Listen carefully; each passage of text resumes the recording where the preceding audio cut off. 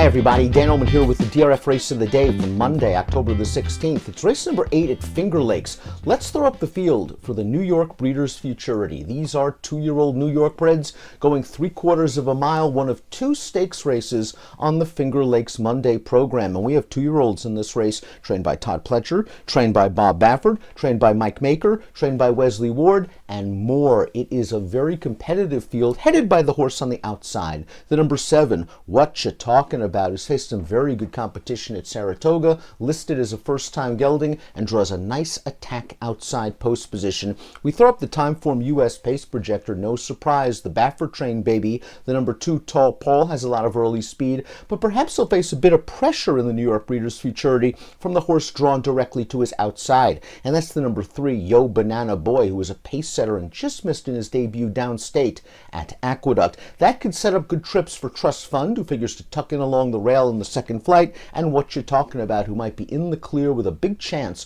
also from the second flight. Let's start with Trust Fund. We'll watch the Aspirant. This is the colt's 3rd lifetime start, and he's had a pretty good trip all in all. He tracked the pace on the outside. He comes 4 wide into the stretch. He's directly outside of Tall Paul, and he's trying hard in the stretch, grinding it out, and he's just going to miss. The winner of this race came up the rail, so Trust Fund did lose substantial ground compared to that horse. I don't think he had much of an excuse for losing, but I think it was a step forward for a horse that seems to be learning with each and every start. He was a debut winner at Saratoga, despite being very, very late to change leads. In his second start, he was just no match for What You Talking About in the Funny Side Stakes, but this was a step in the right direction, the Aspirant for Trust Fund, and again, the trip could be there for Jose Ortiz and Todd Pletcher, breaking from the inside and saving ground. Tall Paul is the number 2. He was in the Aspirant, and while he's fast, he may not be a true burner like many of the Baffords, because in the Aspirant, he was out-sprinted for the lead by a horse,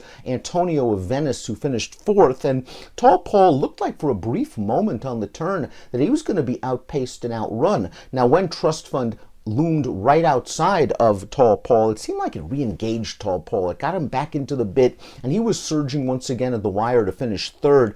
He's another horse, seems to be learning. He was a good-looking winner 2 starts back at Saratoga. I wonder if he's at his best when he gets to the lead and gets a bit of a breather. It'll be interesting to see if Yo Banana Boy allows him that luxury in this race. Here's Yo Banana Boy's career debut. He ran very well downstate in New York in a New York bred special weight going 3/4 of a mile. This Practical Joke colt showed good early speed from the get-go. He's got a clear lead in the stretch, and he's just going to get run down in the lane. This was a very promising performance with a very promising debut buyer speed figure of 72. And this horse figures to be a price in this race, considering the low-profile local connections. Yo Banana Boy is a kind of horse that is going to show some speed in this race. He has a very aggressive jockey in Kendrick Carmouche, and I would expect him to be right there when they turn for home. A prolonged speed duel, though, could work against this horse. Mischief Joke is the number 4, and it took him 6 tries to break his mate. And it was a lot of close but no cigar finishes for Mischief Joke,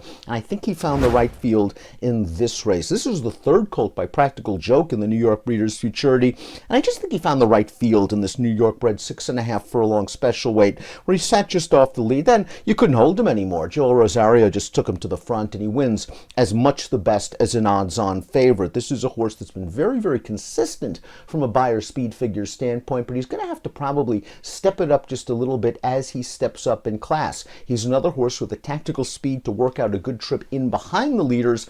I'm questioning whether he's good enough right now to step with stakes horses. You have to respect these connections. Unicorn Cake is a filly taking on the boys, and we're going to watch her most recent race. This is the Lady Fingers on September the 29th. She ran well in this race, considering there just wasn't any pace for her. They ran 1-2 all the way around the track, and if we've learned anything from Unicorn Cake's first 2 starts, it's that she is a closer that needs something to run at, and she stays on pretty well to be 3rd in this spot. In her debut at Saratoga, she won the slower division of New York bred maiden special weights for fillies, but she did it in likable style from off the pace. If the pace is blazing, and it should be better than it was last time out, I'm not sure if it will be electric, Unicorn Cake can run along at the end for at least a piece of the pie.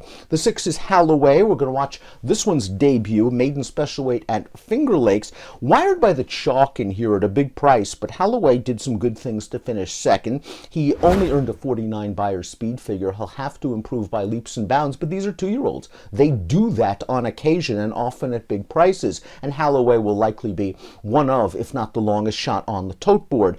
He's another horse that will likely be running on at the end of this race, but it's a big step up in class for a second-time maiden facing some really good 2-year-old competition. What you're talking about was a nice debut winner at Belmont. Despite failing to change leads, he took a little bit of a break after that race, showed up in the funny side second time out, and he just had the misfortune to face one of the best 2-year-olds in the country, and that's the Wine Steward. The Wine Steward won the funny side and then showed up at Keeneland, and he ran a gigantic race to arguably the best or second best 2-year-old in the country, Locked. He was beaten by about a head that day. He earned a 91 Beyer speed figure when finishing second, and what you're talking about was competitive with that horse. He's now listed as a gelding for the first time. He draws a very good outside post position for Ward and Rosario. He figures to take a lot of money. He's also probably the horse to beat, and if there is some pace in front of him, this is the horse that could take direct advantage with a wide sweeping move. Before we get to my top selections, please click the subscribe button on the Daily Racing Form YouTube channel for the latest